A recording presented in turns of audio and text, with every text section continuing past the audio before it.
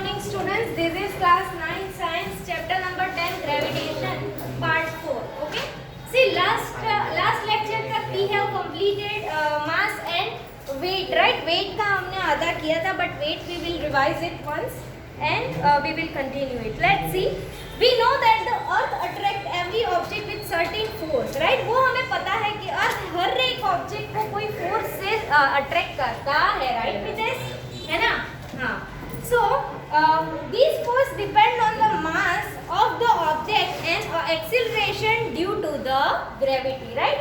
और ये जो फोर्स है वो किसके ऊपर डिपेंड करता है? वो ऑब्जेक्ट के मास के ऊपर और वो ऑब्जेक्ट का एक्सीलरेशन ड्यू टू ग्रेविटी के ऊपर वो डिपेंड करता है. ठीक है? यस और नो? तो the wait of the object is force which is it is attract towards the earth. और उसी को हम क्या बोलते हैं? वेट करते हैं. अंडरलाइन कर लो, ऑब्जेक्टिव में पूछा जाता है कि जो फोर्स है ना, अट्रैक्शन ऑफ फोर्स, वो किसके ऊपर डिपेंड करता है? तो मास के ऊपर. थर्ड लाइन, मास और and acceleration due to gravity. Mass of the object and acceleration due to the gravity. Yes, और वेट की डेफिनेशन है नीचे. वेट क्या है? What is weight? Yes, so the weight of an object is the force with which it is attracts towards the right. और वही wait है, right? वो फोर्स ही वेट है जिसमें मास एंड जी दोनों आता है. ठीक है? तो let's see, right the weight की डेफिनेशन. तो the weight is, yes, the weight is, underline भी करना है एंड लिखना भी है, of the object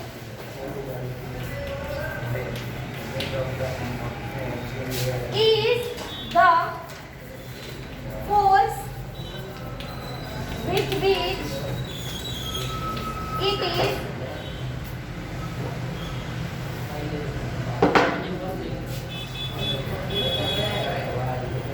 it is attract towards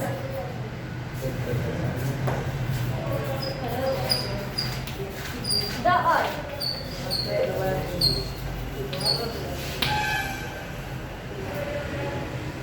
We know that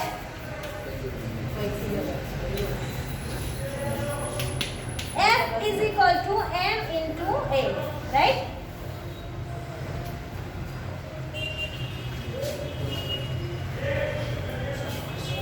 That is, F is equal to M into G. Bracket में लिखो as A is equal to G. Okay, acceleration is equal to gravity.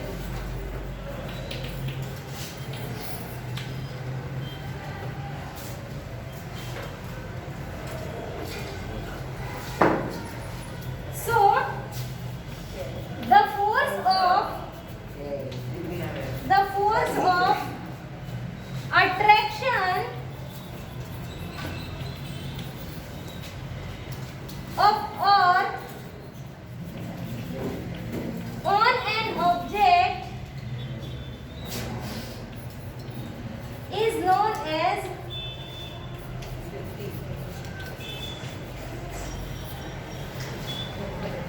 the weight of the object denoted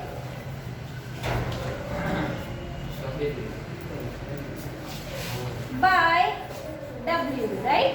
So W is equal to M into G. Okay?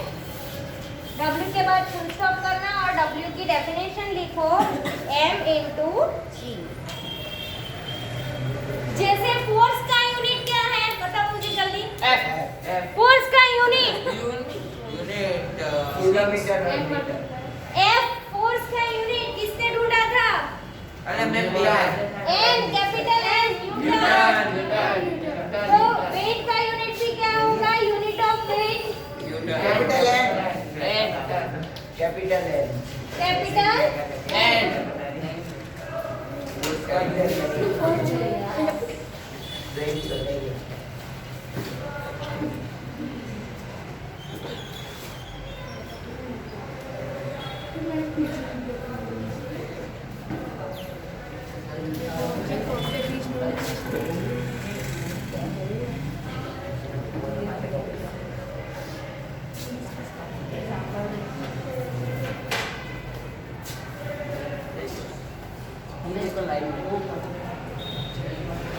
Full stop करके yes full stop कर दो। फिर आपकी book में देखो the SI unit of weight is the same as the force, right? Underline कर लो and that is Newton, okay? And that is Newton. Capital N objective में पूछते हैं what is the unit of weight? Newton. What is the unit of force? Newton. Unit of weight is equal to the unit of weight है वो किसके equal होता है? तो unit of force। समझ में आया? ऐसे भी क्वेश्चन पूछते हैं वो लोग। चलो next. We have learned that the value of g is constant at a given place. Therefore, at a given place, the weight of an object is directly proportional to the mass say m, right? तो यहाँ पे ऐसा है कि जो weight है ना object का वो डायरेक्टली किसके ऊपर प्रोपोर्शनल है? Proportional to the mass, right? क्योंकि g is the constant everywhere obviously, but w is directly proportional to mass क्योंकि g है वो क्या है? हर जगह पे कांस्टेंट है 9.8। समझ में आ रहा है कि नहीं? ओके तो हर जगह के कांस्टेंट है तो कांस्टेंट c। ओए सपोज ये कांस्टेंट हमें हटाना है इक्वल टू बनाना है तो mg लगा दो, राइट? या फिर g into m। तो ये कांस्टेंट हटा प्रोपोर्शनल हटाया इसीलिए g लगाया। अगर g हटाना है तो उल्टा कर दो प्रोपोर्शनल m कर दो। समझ में आ रहा है ना? क्यों? क्योंकि g तो कांस्टेंट है एवरीवेयर। यस तो mass is directly proportional to weight, right? क्यों? क्योंकि मास बढ़ता है तो वेट भी बढ़ेगा क्योंकि 9.8 तो कांस्टेंट है ना c। सपोज एक लड़के का मास है 20 केजी। ओए तो वेट कितना होगा? 20 into 9.8, ठीक है? और सपोज किसी ऑब्जेक्ट का मास है 80 केजी और तो उसका वेट कितना होगा? 80 into 9.8। तो जैसे वेट बढ़ेगा मास बढ़ेगा वैसे वेट भी बढ़ेगा ना, तो डायरेक्टली प्रोपोर्शनल। समझ में आ रहा है कि नहीं? यस और नो? एग्जांपल से बताया मैंने। भरत तो वहां पे बैठना। आप बीच में आते हो बस, आप आते हो ना। मैंने ऐसा बोला कि अगर किसी चीज का या किसी इंसान का वेट 20 है तो ठीक है, सॉरी मास 20 है तो वेट कितना होगा? मास इंटू 9.8, मास इंटू जी। हाँ और फिर किसी चीज का अगर 80 है तो वो कितना होगा? 80 इंटू 9.8। तो जैसे मास बढ़ेगा वेट बढ़ेगा। समझ में आ रहा है कि नहीं? So weight is directly proportional to m। Objective पूछते हैं weight is directly proportional to blank तो मास। ठीक है ऐसे ऑब्जेक्टिव पूछते हैं। ओके चलो नेक्स्ट। 9.8 की जगह 10 ले सकते हैं। 10 ले सकते हो बट अप्रोक्सीमेटली 9 मतलब 9.8 काउंट हुआ था, ठीक है? तो आप 10 भी ले सकते हो क्योंकि नियरली वो 10 ही है ना, राइट? बट फिर आंसर थोड़ा वेरी होगा तो फिर आंसर में आपको ऐसी साइन बनानी पड़ेगी अप्रोक्सीमेटली की, ठीक है? क्योंकि आप जी की वैल्यू भी अप्रोक्सीमेटली ले रहे हो। ओके एनीवे चलो next. We have learn, Khushboo come here and read this. Weight of an object on you. We have learned that the weight of an object on the earth is the force with which the earth attracts the object in the same way. The weight of an object on the moon is the force with which the moon attracts that object. The mass of the moon is less than that of the earth. Due to this, the moon exerts lesser force of attraction on object. Let the mass of an object be m. Let its weight on the moon be w. Yes, see, we have learned that the value of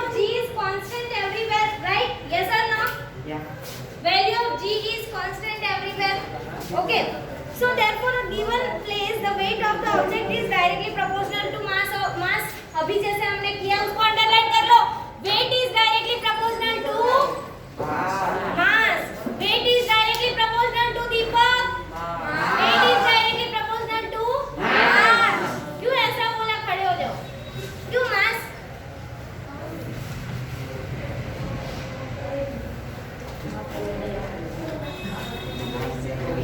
अभी मैंने समझाया. कौन समझाएगा? Mass change नहीं होता, wait change. नहीं, दोनों एक साथ बढ़ते हैं. हाँ बताओ ट्रेनिंग. रोहन बताओ. अगर हम मास बढ़ाएंगे तो उसके साथ साथ वेट भी बढ़ेगा. वेट बढ़ा है. हाँ वेरी गुड. वेट भी बढ़ेगा. क्यों? क्योंकि ये तो कांस्टेंट है. तो मास जैसे बढ़ेगा इसके साथ ये मल्टीप्लाई ऑब्वियसली 2 × 9.8 करो. फिर इसको बढ़ाओ 4 × 9.8 तो वेट तो बढ़ेगा ना. यस और नो दीपक? समझ में आ रहा है कि नहीं? तो why are not able to answer मी?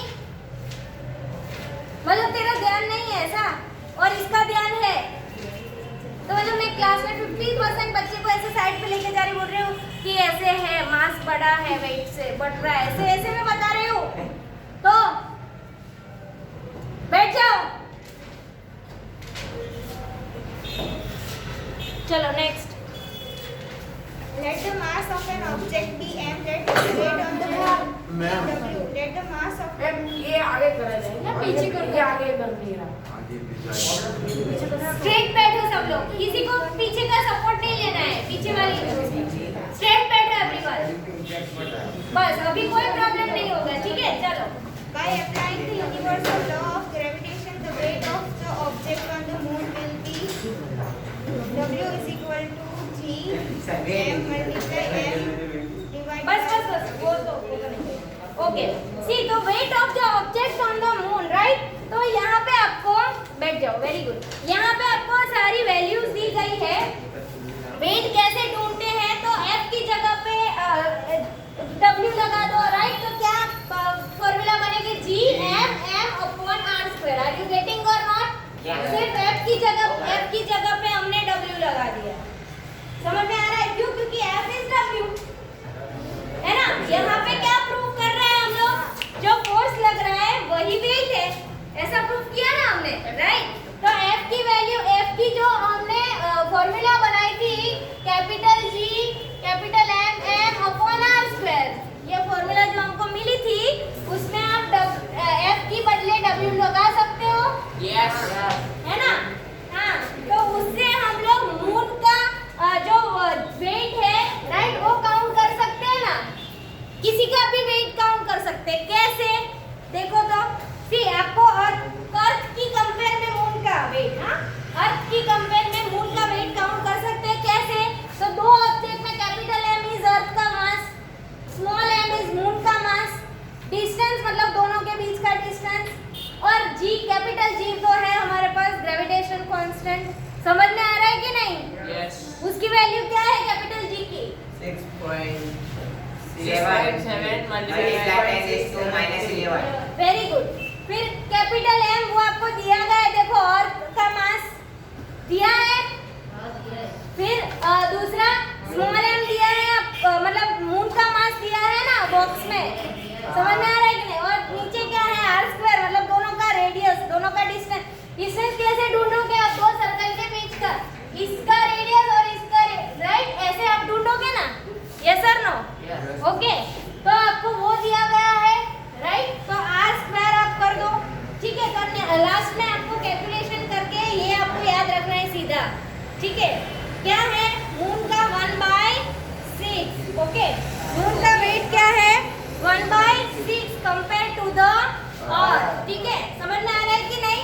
तो 1/6 कंपेयर टू द अर्थ मतलब अर्थ का जितना वेट होगा मून का कितना होगा उस वेट का डिवाइड बाय 6. समझ में आ रहा है कि नहीं? ठीक है. तो यहाँ पे है कि मून का वेट है weight of the object on the moon divide by weight of the earth is equal to 1/6. Monika समझ में आ रहा है? ओके. तो weight of the object on the moon उसके नीचे लिखो. आपने जो लिखा है ना उसके नीचे लिखो. Unit of weight equal to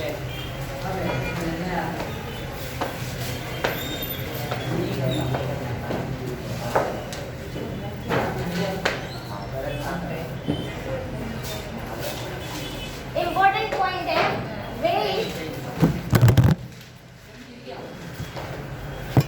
wait of the चल रहा है ना of the object on the moon is equal to 1/6 multiply the weight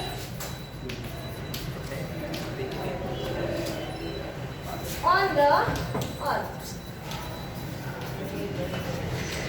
okay जो मून का वेट है वो कितना है 1/6 weight on the earth. Six part of मतलब 6 पार्ट ऑफ हमारे अर्थ का. ठीक है.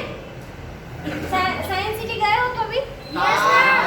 उसमें है पता है आप ऐसे मार्क्स ड्रॉ किया है फिर आपको वहाँ पे खड़े रखेंगे ऐसे ही बस और फिर ऐसे स्क्रीन के ऊपर दिखाएंगे कैलकुलेट करके कि आपका मास अर्थ के ऊपर इतना है तो आपका मून के ऊपर इतना है मार्स के ऊपर आपका मास इतना है. के ऊपर तो 1000 जितना हो जाता है. अभी नया रिनोवेशन हुआ है साइंस सिटी तब मैं नहीं गई हूँ. पहले के साइंस सिटी में ऐसा था. ओके चलो नेक्स्ट.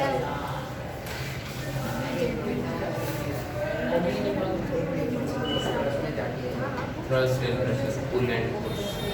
सी छोटा सा एक टर्म है कि अगर आपको मास दिया है ऑब्जेक्ट का 10 kg तो वेट ऑन द अर्थ ढूंढना है. तो वेट ऑन द अर्थ कितना होगा? W is equal to m into g. m कितना है? 10 kg. 9.8 मीटर पर सेकंड. कितना आएगा? 98.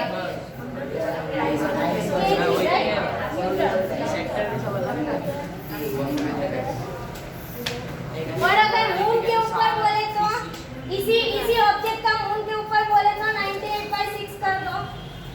समझ में आया? अगर किसी चीज का आपको मास दिया है और बोले कि अर्थ के ऊपर उसका वेट कितना है तो आप क्या करोगे? राइट. अगर वही चीज आपको मून के ऊपर पूछा निकाली तो क्या करेंगे? हम उसको 6 से डिवाइड कर लेंगे. समझ में आ रहा है कि नहीं? ओके. मंत्र जयंत ये लिखना है. समझ में आ रहा है ना जयंत? ये लिखना है. हाँ नहीं ये एग्जाम्पल 10.4 है वो डिवाइड कर लो अगर आप. ठीक है वेरी गुड. And 98 upon 3.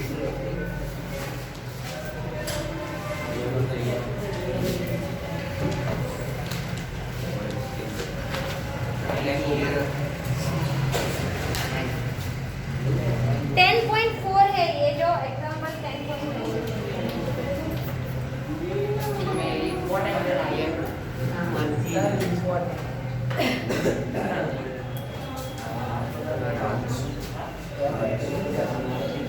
चलो नेक्स्ट 10.5 है.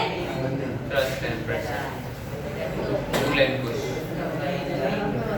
Can I rub this? Girls, boys?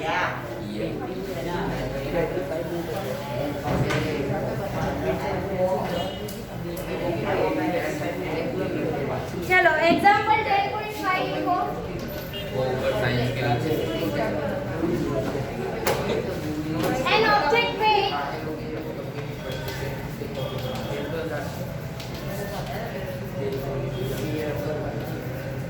weighs 10 Newton when measured on the surface of मैंने ऑब्जेक्ट आपने देख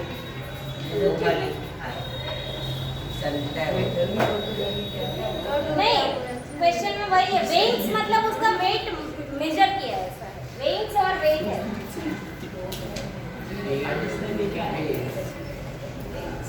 of the earth full stop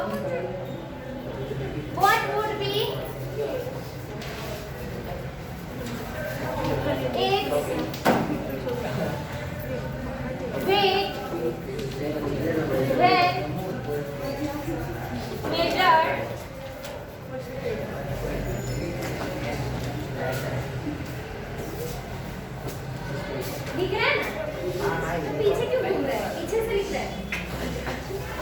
बता दो number measured on the surface of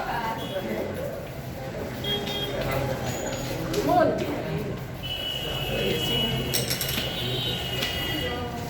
चला आप लोग मेजर करो, बहुत इजी है। वो फॉर्मूला जो मैंने लास्ट अभी लिखाई थी ना ऊपर कि weight of earth is equal to 1/6 part of weight of moon, वो फॉर्मूला यूज करनी है। बहुत इजी है, कंप्लीट करो। 2 मार्क्स में पूछ लेते हैं, हो जाएगा 2 मार्क्स का। पक्का में पूछेंगे। मैं 1.67 क्या कैसे करना है? मैं 1.67 ये रहा देख। हाँ देख ये एक्शन में से। मैं टेक्स्ट में से देख लिया। अच्छा पेज फुल अपर इस साइड है ना, मैंने मेरा यही पेज फुल है। तो फिर मैं ही बोल रहा मेरा खुला है। वैसे नहीं देखा मैं।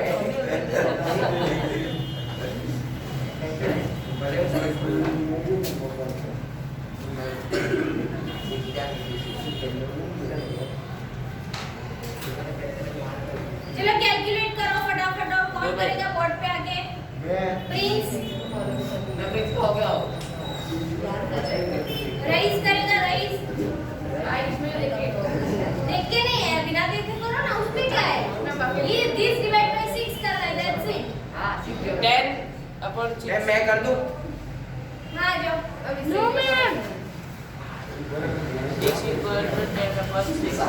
चलो प्रिंस यहाँ पे आके कैलकुलेट करो आंसर। हम आगे यार बस देख रहा है ये तो वो प्रिपेयर कर। कोई बात नहीं, देखते हैं ना उसको कितना है। 10/6 फिर उसे डिवाइड करने का, फिर 167 हो तो डिवाइड करने का। यस लिखिए। फॉर्मूला लिख पहले। ये छोटा सा चॉकलेट और फिर तेरे पास ही रखना है। फॉर्मूला लिख।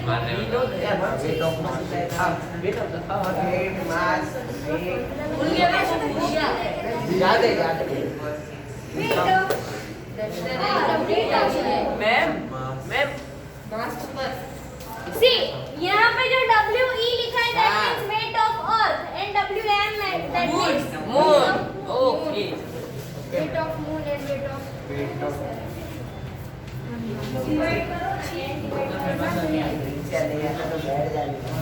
पॉइंट में भी आंसर आया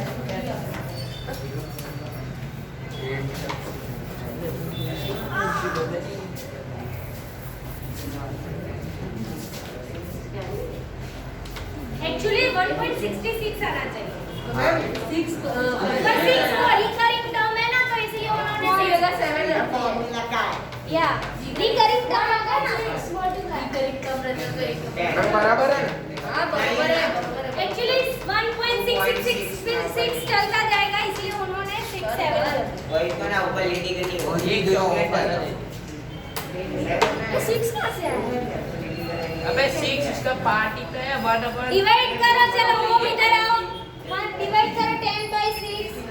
तो करने दे आ जाओ इधर, तभी पता चलेगा। अबे इक्वल छोड़ना लेगा तूने बोला ना 6 आया को। नो 6 कहां से इक्वल आया? टू आता है अबे एक तो दे जब एक है बराबर बिना ही आएगा। आएगा ही ना। बराबर है डब्ल्यू ई अपॉन 6 1 आता है part of 6 अरे वो वन है। ये करो डिवाइड। ये वही करना 6 1 जा 6। जीरो लगाओ। बट वही तो है 10 हां मैं जा दे। ओहो फिर अगेन 6 चलता जाएगा, दैट इज 3 का टर्म का 1.60। ये 1.67 एन तो लगा। अरे एन तो लगा एन। अरे भाई ये लिखा नहीं है। चलता नहीं है मार्क्स। Yes 1.67 Newton, right? क्योंकि वेट का वो क्या है, यूनिट क्या है? Newton, right? चलो नेक्स्ट होगा ना सबका? गलत किया लेकिन मैम आप समझो ना, हम करेंगे। हां मैम दोनों करेंगे मैं सोना टाइम पास नहीं करना हो गया बस। ओके चलो next topic is thrust and pressure. Thrust and pressure.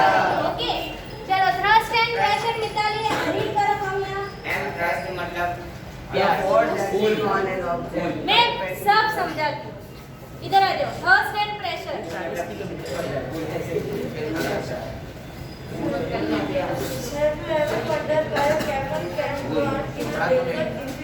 Yes, आपको कभी आश्चर्य नहीं होता है कि जो कैमल है ना वो डेजर्ट में बहुत इजीली चल रहा है, right? Second, Where an army tank weighing more than 1,000 tanks rest upon a continuous chain. Yes, okay. वो 1000 फोन के हो सकती है या केजी की, जो भी वो चेन मतलब जो ट्रैक है चेन उसके ऊपर वो चलती है, राइट? जो आर्मी की है वो, right? Next, Where a truck or a motor bus has much wider tires where cutting tools have sharp edge. In order to address these questions and understand the yes, और जो knifes है, right? वो उसको ऐसे sharp as होता है, right? जो knifes है वो, राइट? तो ऐसा क्यों होता है? फिर हम यहाँ नोटिस बोर्ड के ऊपर जो पिन लगाते हैं ना, वो पिन में ऐसे शार्प एज होता है, राइट? यस और नो? तो ऐसा क्यों होता है? चलो वो हम लोग समझेंगे नेक्स्ट लेक्चर में। Thank you everyone. Next lecture में हम लोग करेंगे थर्स्ट एंड